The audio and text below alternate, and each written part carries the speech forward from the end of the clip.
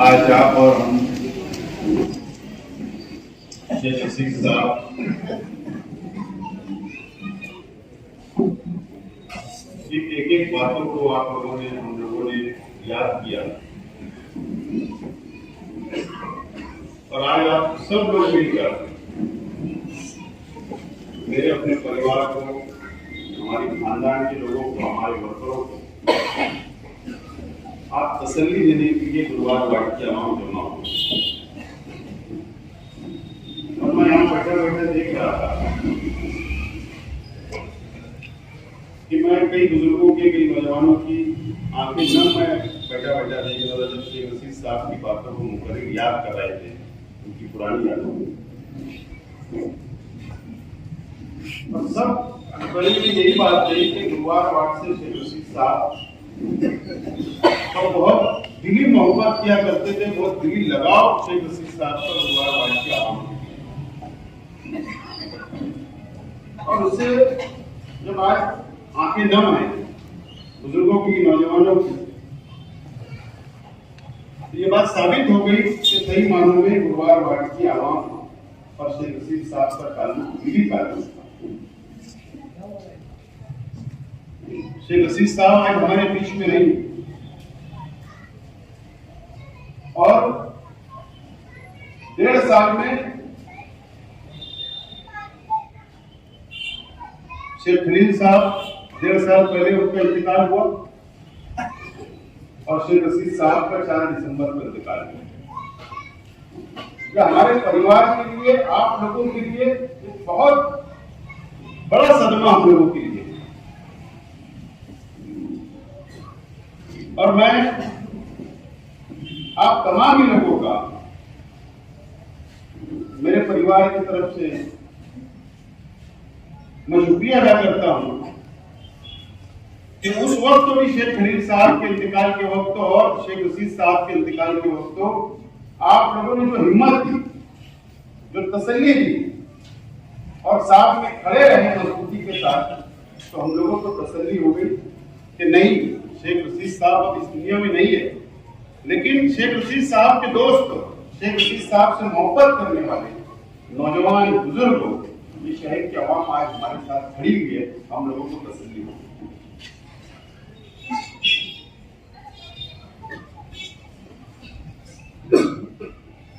4 महीना पहले अगस्त के शुरुआत में शेख रशीद साहब को पहला अटैक आया और जसलोक हॉस्पिटल में से शेख रशीद साहब 10 तारीख को डिस्चार्ज हुए। और शेख रशीद साहब जब घर आए तो उन्होंने दूसरे दिन आवाम से मिलने की शुरुआत की 11 अगस्त को आवाम से मिलने लगे घर के उनको कॉलोनी में, घर के ऊपर। मुझको कई साथी शेख रशीद साहब के इंतकाल के बाद मुझसे मिले और उन्होंने बहुत अजीब व गरीब बात, उन्होंने कहा कि किसी का शेख रशीद साहब अगर 20 साल पुराना अगर शेख रशीद साहब ने कर्ज लिया था 10,000 रुपया, वो शख्स अभी हमको मिलता है और कहा कि शेख रशीद साहब ने अगस्त के महीने में ऑपरेशन 10 तारीख के बाद जब वो मालेगांव आए उसके बाद हमको 10,000 रुपया बुलाकर दे दिया कि मेरा कर्ज है तू ले। एक मंसूरी है जो आगरा रोड के ऊपर है, शेख रशीद साहब को उनका दोस्ताना था, तो कई वर्षों पहले शेख रशीद साहब ने 7,000 रुपया उनसे लिया था कर्ज। तो शेख रशीद साहब ने उनको बुलाकर 7,000 रुपया दिया, ये मेरा कर्ज था। किसी अदारे को शेख रशीद साहब ने उस वक्त सिलाई मशीन दिलाई, तो सिलाई मशीन का पैसा बाकी था, उसको ढूंढ कर शेख रशीद साहब ने कहा कि तेरा कर्ज बोलने का मतलब आज वो बातें हम लोगों को याद आ रही है कि शेख रशीद साहब ने दुनिया से जाने के लिए तैयारी शुरू कर दी। दुनिया से जाने के लिए तैयारी शुरू कर दी और ऐसे ना जाने कई लोग हैं जो उनको बुला बुला कर उन्होंने उनका पैसा अदा किया। और हॉस्पिटल के अंदर उनकी कुछ जो बातें हैं आज हमको जब याद हम लोग करते हैं तो हमको आज समझ में आता है कि ये ऐसी बातें क्यों कर रहे हैं। मैंने तमिलनाडु से मैं लिखा कि हमारे यहाँ शादी थी 25 तारीख को, लेकिन जब वो तारीख बढ़ाने की बात आई शेख रशीद साहब ने कहा आप लोग शादी कर लेना, मैं शादी में नहीं रहूंगा। उन्होंने ये नहीं कहा कि मैं शादी में नहीं आऊंगा, उन्होंने कहा मैं शादी में नहीं रहूंगा, तुम लोग शादी कर लेना। ये बातें आज हमको याद आई। हॉस्पिटल के अंदर आईसीयू में हम तो पूरा परिवार वहां रहा करता था, खाली रहती है, इमरान है, ये लोग तो 24 घंटे शेख रशीद साहब के साथ रहे वहां। हम लोग तो आना जाना चला। शेख रशीद साहब उस हॉस्पिटल के अंदर भी मुझको जुमा के दिन बुलाकर बोल दिया करते थे, 2-3 टाइम मेरे साथ हुआ कि मुझको बुलाया उन्होंने, कहा कि देख कल शनिचर है, परसों इतवार है, शहर में बहुत शादियां होंगी, तू जा वहां पे शादियां अटेंड कर।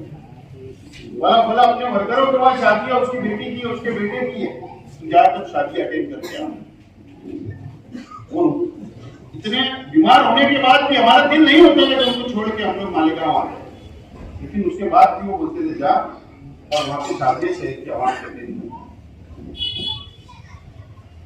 हमको तसल्ली दिया करते थे, खाली दादी को, इमरान को, सब लोगों को तसल्ली क्या दिया करते थे कि तुम लोग बैग वैग तैयार रखना, तसल्ली हमको दिया करते थे।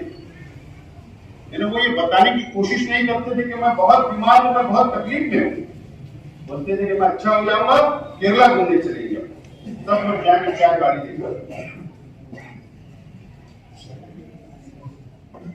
ये बातें वो किया करते थे, हमको तसल्ली दिया करते थे।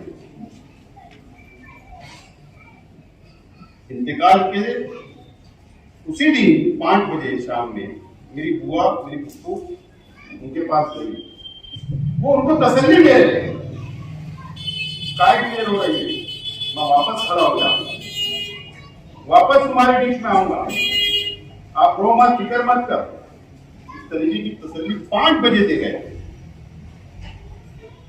आप लोग फिक्र मत करो, मैं खड़ा हो जाऊंगा। लेकिन इतनी तकलीफ भी थी उनको, लेकिन वो शहर के आवाम की, परिवार की, दोस्तों की फिक्र किया करते थे। लेकिन वो उनको ही पता था, वो तैयारी कर रहे थे, हमको आज उनकी बातें याद आ रही। यहाँ पर गुरुवार वार्ड की आवाम, शहर की आवाम, मैं सोच रहा था शेख रशीद साहब की सियासी जिंदगी, और मैंने पूरा सीक्वेंस लगाया कि पहले काउंसिलर कब बने, 84-85 में। उस वक्त तो उनका मुकाबला बहुत सख्त था, वन साइड कभी इलेक्शन शेख रशीद साहब ने नहीं लड़ा, बहुत सख्त मुकाबला था और जीते। हिम्मत थी उनके अंदर, हौसला था।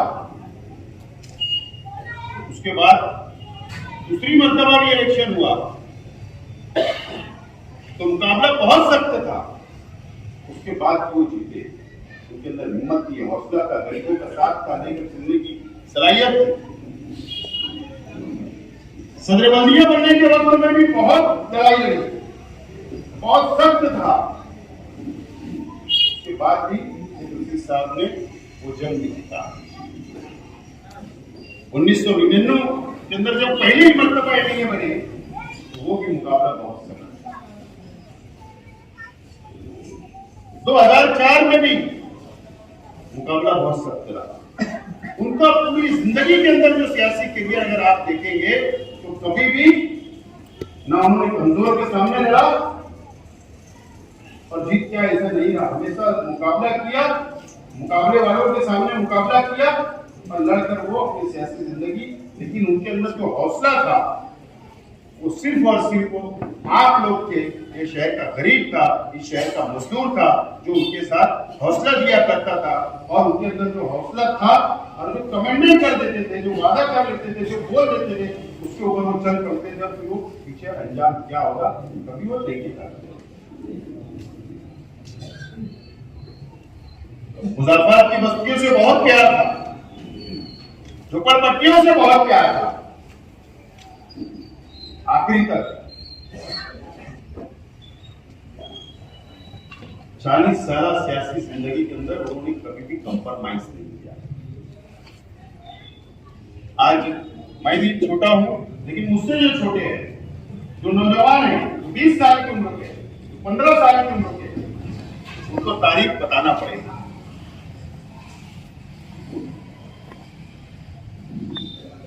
तारीख बताना पड़ेगी।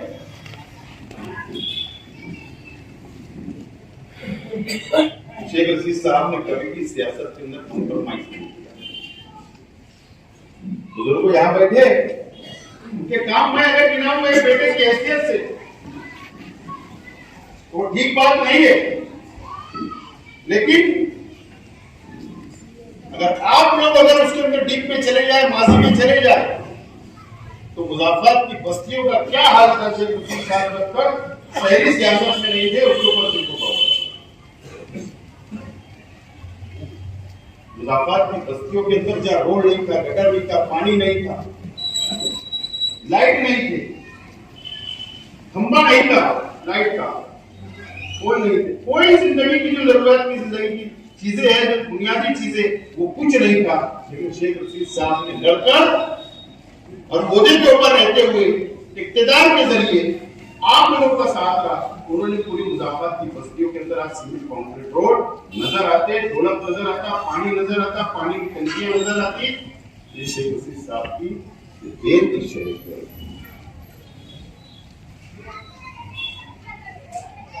अब इतना जरूर है कि शेख रशीद साहब जिस तरीके से उनका स्टाइल था, उनका कामकाज का तरीका था, या आप लोगों को लेकर चलने का तरीका था, वैसा तो हम वहां तक नहीं पहुंच सकते। वो अल्लाह ताला की तरफ से उसको सलाहियत थी। लेकिन जरूर मैं इस बात का वादा करता हूं, मेरा परिवार वादा करता है कि शेख रशीद साहब के नक्श कदम पर जैसा हम लोग चलने की कोशिश करेंगे, जिस तरीके से शेख रशीद साहब गरीबों को लेकर चलते थे, आपके सुख दुख में शामिल होते थे, आपको अपने करीब बुलाया करते थे, आपसे हाल चाल पूछा करते थे, आपके मसले मसाइल हल किया करते थे। इंशाअल्लाह लोग कोशिश करेंगे कि वहां तक पहुंचने की, और आप लोगों को साथ लेकर चलिए। शेख रशीद साहब के जैसा हौसला हमारा नहीं है, लेकिन अगर आप लोग साथ खड़े रहे, परिवार के साथ, मजबूती के साथ, तो इंशाअल्लाह वो हौसला भी हम लोग पैदा करने की कोशिश करेंगे। आप लोगों का साथ रहा, आप लोगों का साथ रहा, तो जरूर हम लोग इंशाअल्लाह कोशिश करेंगे। शेख रशीद साहब को मैं हमेशा बोला करता था, घर वाले बोला करते थे कि उम्र करने चले जाओ। शेख रशीद साहब बोला करते थे, मैं जाऊंगा तो हज पे जाऊंगा, शायद हैसियत हूं, फर्ज हज है और मैं हज पे जाऊंगा। मैं यकीन जानता हूं शेख रशीद साहब जब हॉस्पिटल से आए तो उन्होंने नियत की कि पासपोर्ट बनाओ और अब आने वाले साल में मैं हज के ऊपर जाऊंगा। नियत कर चुके थे। बहुत सारी यादें हमारे साथ हुई थी, बहुत सारी यादें। उन याद के सारे बुनियादों के सारे इंशाअल्लाह हम लोग कोशिश करेंगे शेख रशीद साहब को याद करते हुए हम लोग आगे बढ़ेंगे। लेकिन मैं वादा करता हूं आप लोगों से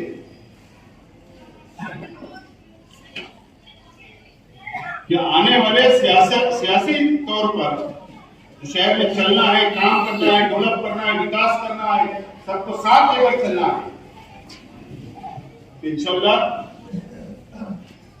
जरूर अभी इस महीने के अंदर कोई सियासी प्रोग्राम का हमारा इरादा नहीं है, लेकिन जनवरी के अंदर आवामी मसाइल के लिए, आवाम के लिए हम लोग जरूर अमली तौर पर जनवरी के अंदर हम लोग कामकाज शुरू करेंगे सियासी तौर पर। लेकिन समाजी तौर पर खालिद हाजी अभी शहर के अंदर निकले, मेरे चाचा लोग निकल रहे हैं, इमरान निकल रहा है, मेरे भाई लोग निकल रहे हैं, किसी के सुख में किसी के दुख के अंदर तो हमारी कामकाज शुरू कर देंगे।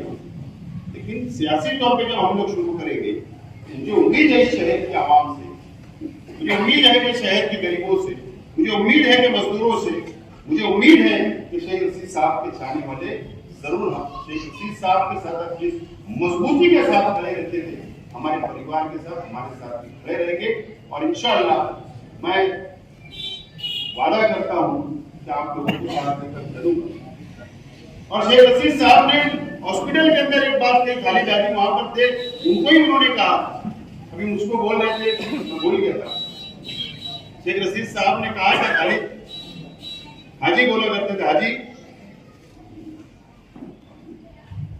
शहर की आवाम से मेरी तरफ से आप लोग माफी मांगे।